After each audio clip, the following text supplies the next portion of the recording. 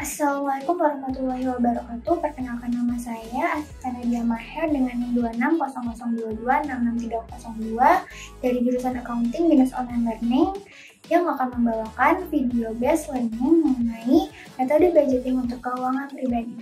Pertama-tama, sebelum masuk ke inti dari materi ini, kita akan membahas dulu apa sih metode budgeting itu.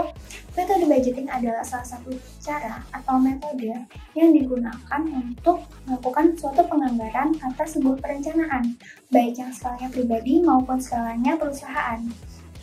Metode budgeting ini berguna untuk mengetahui seberapa besar biaya-biaya yang akan dikeluarkan dan seberapa besar dana sisa yang akan disimpan. Untuk skala perusahaan, kita dapat mengetahui seberapa besar biaya-biaya yang digunakan dalam suatu proyek dan seberapa besar keuntungan yang dapat diperoleh perusahaan. Berdasarkan hasil penelitian dari Findep, ditemukan bahwa terdapat 24% anak muda yang memiliki tabungan memadai dan sebesar 31% anak muda yang tidak memiliki tabungan memadai. Bahkan sedikit sekali dari mereka yang memiliki tabungan lebih dari 10 juta. Sedangkan anak muda itu harus memiliki perencanaan keuangan yang baik dan jangka panjang agar mereka dapat merencanakan keuangan mereka lebih baik lagi. Dari hasil penelitian tersebut, faktor-faktor yang mungkin dapat menjadi latar belakangnya yaitu pertama, gaya hidup yang FOMO, kemudian yang kedua, ketergantungan paylater, dan yang ketiga, biaya hidup tinggi disertai penghasilan yang rendah. Gaya hidup FOMO atau fear of missing out itu menyebabkan orang-orang cenderung merasa ketertinggalan ketika mereka tidak melakukan suatu trending atau mereka tidak melakukan pembelian barang yang sedang update gitu. Kemudian yang kedua, ketergantungan paylater. Ketergantungan paylater ini menyebabkan orang-orang tuh tidak bijak dalam melakukan pengeluaran-pengeluaran seperti menggunakan paylater ketika membeli barang yang impulsif, menggunakan paylater ketika ingin berlibur, seperti itu. Kemudian yang ketiga, biaya hidup yang tinggi itu harus disertai dengan pendapatan yang tinggi juga. Jadi pendapatan kita itu dapat mengcover pengeluaran-pengeluaran kita setiap bulannya. Dari faktor-faktor yang melatar belakang terjadinya hal tersebut, kita dapat mengatasinya dengan dua cara, yaitu budgeting, kemudian saving. Budgeting atau penganggaran itu membuat anggaran untuk kebutuhan secara periodik. Kemudian saving atau tabungan, kita dapat melakukan atau menyisihkan dana untuk menabung sesuai dengan kebutuhan kita dan kesanggupan kita sebagai dana simpanan. Kemudian lanjut ke slide berikutnya. Dari solusi-solusi yang sudah dijelaskan tadi, yaitu mengenai budgeting dan saving, kita dapat menggunakan metode 50-30-20. 50% dari pendapatan kita gunakan sebagai kebutuhan, kemudian 30% dari pendapatan kita gunakan sebagai keinginan, dan 20% dari pendapatan kita gunakan untuk tabungan. 50% dari income kita dapat kita gunakan sebagai memenuhi kebutuhan sehari-hari kita, seperti membayar cicilan rumah, membayar cicilan mobil, membayar sewa rumah, kemudian kita juga membayar biaya-biaya utilitas seperti biaya listrik, biaya air, dan internet di rumah. Kemudian yang kedua yaitu keinginan. 30% dari pendapatan kita gunakan sebagai memenuhi keinginan kita, seperti traveling, kemudian kita mau hangout, ngopi bareng teman, kemudian dapat juga digunakan untuk berlangganan streaming. Kemudian lanjut ke 20% dari pendapatan kita dapat kita gunakan sebagai tabungan. Tabungan ini nantinya kita sisihkan di rekening tersendiri sebagai dana darurat yang kita gunakan ketika keadaan-keadaan krisis. Gitu. Contoh kasus tadi di samping yaitu seorang karyawan yang bekerja pada perusahaan jasa keuangan setiap bulannya itu memperoleh 6 juta. Itu merupakan pendapatan bersihnya. Biaya yang dikeluarkan setiap bulannya yaitu 1.500.000 untuk membayar cicilan rumah, kemudian membayar listrik dan utilitas sebesar 300.000 dan bahan makanan sebesar 1 juta untuk setiap bulannya. Kemudian ia menggunakan budgeting dengan metode 50, 30, dan 20. Dari rincian yang ada di samping didapatkan hasil budgeting yaitu 50% dari 6 juta yaitu sebesar 3 juta digunakan sebagai cicilan rumah, membayar bahan makanan, dan membayar biaya utilitas sebesar 2.800.000 dan sisanya 200.000 dapat digunakan dan dialokasikan ke kebutuhan-kebutuhan yang lainnya. Kemudian yang 30% dari 6 juta yaitu sebesar 1.800.000 dapat digunakan sebagai biaya langganan dan biaya yang digunakan untuk traveling, untuk hangout, dan lain sebagainya. Kemudian 20% dari income, yaitu sebesar 1.200.000 dapat digunakan untuk menyisihkan dana di tabungan pribadi kita. Kemudian lanjut kepada penjelasan selanjutnya. Untuk metode selanjutnya yaitu metode 60, 20, dan 20, yaitu mengenai kebutuhan, keinginan, dan tabungan.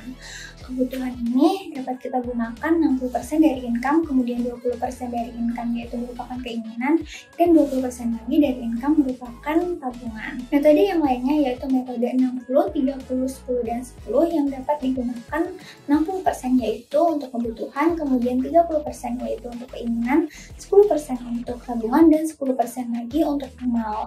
Nah, amal ini dapat berupa tunai dan non-tunai. Tunainya itu dapat berupa cash atau transfer, kemudian non-tunainya itu dapat berupa sandang atau bahan pokok sehari-hari seperti itu. Nah, dari metode-metode yang sudah dijelaskan tadi, terdapat beberapa metode yang dapat diaplikasikan ke kehidupan sehari-hari sesuai dengan keadaan atau kebutuhan individu masing-masing. Metode-metode ini berguna untuk mengetahui biaya-biaya yang akan dikeluarkan dan biaya-biaya yang akan kita gunakan untuk disimpan dan digunakan sebagai tabungan darurat gitu. Setelah membahas mengenai metode-metode budgeting yang telah dibahas tadi seperti metode 50, 30, 20, metode 50, 10, 10, 10, kemudian metode lainnya, kita akan membahas mengenai bagaimana sih tips atau sistem yang cocok dalam melakukan budgeting. Yang pertama, kita dapat menggunakan budgeting yaitu melalui penyusunan laporan keuangan pribadi kita secara online maupun offline, baik itu melalui spreadsheet ataupun Microsoft Excel. Kemudian yang kedua, kita dapat menggunakan aplikasi-aplikasi baik itu yang berbayar maupun yang gratis melalui App Store ataupun Play Store. Kemudian kita juga dapat menyisihkan uang kita baik itu melalui rekening atau melalui jar atau tempat yang berupa wadah untuk menyisihkan mana sih yang harus kita sisihkan, kemudian mana sih yang harus kita gunakan. Kemudian kita juga dapat menggunakan deposito. Nah, setelah itu kita akan membahas mengenai tahap-tahap dalam membuat budgeting. Setelah membahas mengenai metode-metode budgeting dan tips-tips dalam melakukan budgeting, kita akan membahas mengenai langkah-langkah dalam melakukan budgeting. Bagaimana sih langkah-langkah dalam melakukan budgeting? Yang pertama, kita harus memastikan berapa sih pendapatan yang akan kita peroleh dan pemasukan yang akan kita terima untuk bulan depan. Kemudian yang kedua, kita harus memastikan berapa sih biaya-biaya yang akan kita keluarkan, kemudian biaya-biaya yang akan kita anggarkan untuk keperluan bulan depan. Kemudian yang ketiga, kita harus menentukan metode-metode yang paling cocok dengan kondisi keuangan kita, apakah itu 50, 30, 20 atau metode lainnya.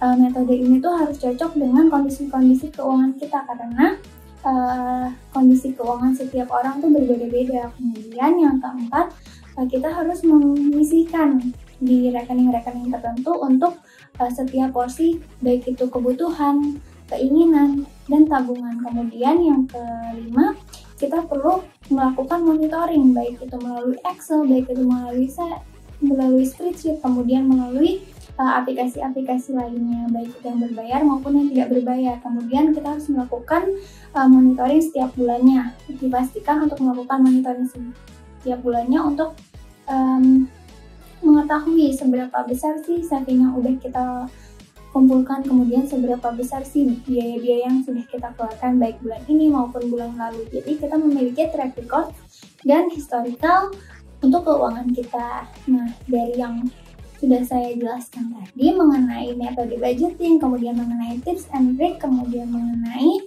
langkah-langkah yang perlu diperhatikan, diharapkan kita mampu mempraktikkan dan menerapkan metode budgeting ini dalam kehidupan kita sehari-hari. Kemudian diharapkan juga kita bisa lebih bijak dalam mengelola keuangan kita, baik itu pemasukan maupun pengeluaran kita. Sekian informasi-informasi yang dapat saya sampaikan dari video ini. Jika ada kesalahan dan kekeliruan, mohon dimaafkan. Semoga dengan adanya informasi dari video ini dapat berguna dan bermanfaat. Wassalamualaikum warahmatullahi wabarakatuh.